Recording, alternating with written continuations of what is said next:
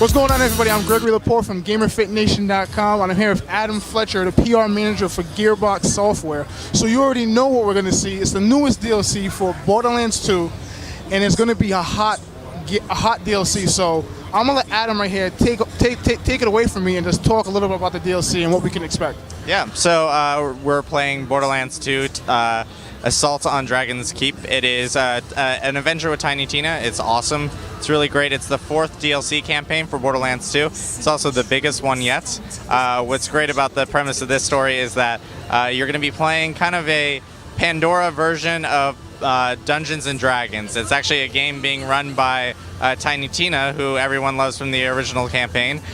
She's actually playing with Lilith, Brick, and Mordecai in this one. And what's cool is that you're going to be in this kind of like a virtual world of a video game, which is almost like Inception-wise. But what's cool is you'll be playing inside that game, and they'll be kind of controlling you, even though you're controlling yourself, or controlling the world and the landscape you're playing, like a Dungeons and Dragons game.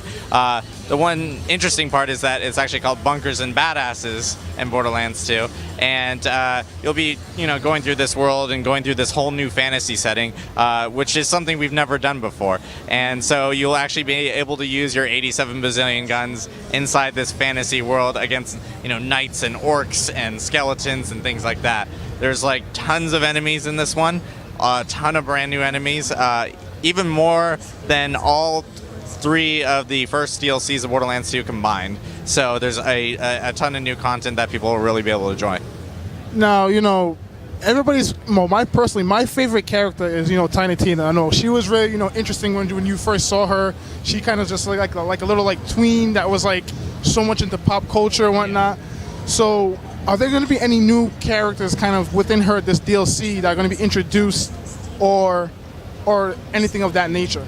There's actually going to be, it's weird because you're going to see a lot of the original characters from the main Borderlands 2 story, as well as some of the ones that you saw in the DLC. For instance, Mr. Torg makes another appearance in this one, because we got a lot of feedback from our fans that they loved Mr. Torg and how crazy he was, because he's got that macho man type of vibe.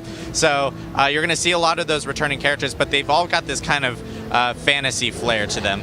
So they're going to be in different roles, and they're going to have different, relationships with the character, just because you're inside this Bunkers and Badasses world. So you can expect Ellie to be, dressed in like medieval garb, and Moxie to have a bar that is much more, medieval, and she'll have the corset and stuff going on and stuff like that. So you're gonna actually have interactions with those guys, and of course, you'll see even people like Handsome Jack might make a reappearance as the Handsome Sorcerer. So you're gonna see the eyes, or you're gonna see this campaign in the eyes of Tiny Tina. And since she's only 13, you can never expect anything to be like overly anything like way too grotesque. It's gonna be in the vision of a crazy 13-year-old. So it's gonna be really fun. And also, when we were demoing the game, we spoke about the Tiny Tina. How you say it is kind of silly in her, but it has an element of seriousness, because this is sort of her way of coping with all the events that happen in the main story arc. Yeah, so it's actually got a really, really cool story, almost a secondary story attached to it. Of course, you're going through this fantasy story of trying to rescue the queen from the Handsome Sorcerer, but at the same time, Tina is coping with the deaths of 2 very important characters from the main storyline. Some spoilers here, because obviously Roland passed away in Borderlands 2, and then Bloodwing, who was Mordecai's pet, actually passed away as well.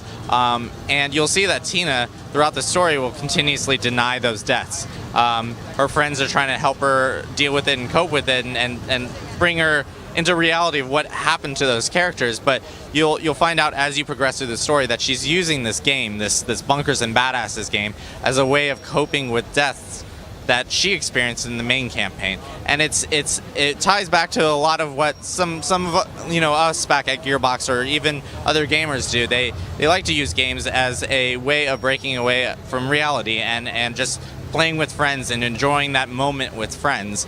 So whenever you have like a tough, experience in real life, you use games for that specific reason, and it's kind of exactly the way that Tiny Tina is using it in this new DLC, and it's got a secondary story that we think people will really enjoy.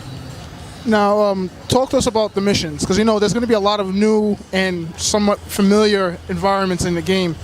What are going to be some of the new types of quests that we can expect to see in this new DLC?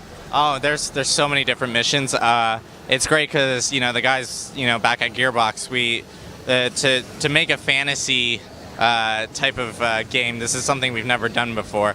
Was in everyone's hearts. We've all really wanted to do it. So when the idea of a Bunkers and Badasses, which is kind of a riff off of Dungeons and Dragons, came up, people were like, well, everyone wanted to throw in their ideas. And so you're going to find a lot of missions that are going to bring up like Game of Thrones references and Lord of the Rings references, things from like Fantasia, stuff like that. So there's a lot of love from other things that we've all grown to love and have influenced us in there. You'll of course still find your funny quests that you'll run into. There's one where you're working with like a riddle meister, and then you'll see that Brick will actually interact with the world and actually kind of ruin the landscape because and it'll break like the fourth wall and stuff like that. So there's a lot of those little moments that you'll find in there, and it's still got the humor of Borderlands 2, and but like with that fantasy edge to it. So. All right, cool. I just played the game. The game is awesome. The art style looks magnificent. I mean, pretty much this is a DLC. If you don't have the DLC, you got to check it out.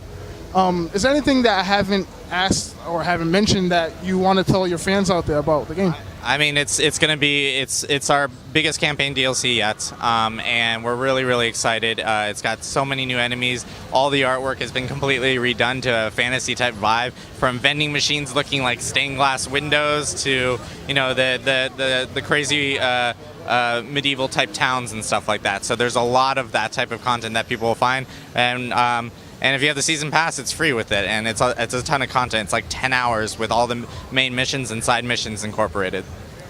All right, well, you know what? I'm Gregory Laporte from GamerFitNation.com. I'm with Adam Fletcher, PR manager for Gearbox Software. Borderlands 2, Tiny Tina DLC. When's the release date? It's coming out on June 25th. Tiny Tina's Assault on Dragon Keep. June 25th. Check it out. Get the season pass. Borderlands 2, Gregory Laporte, Gearbox Software, GamerFitNation. We're out.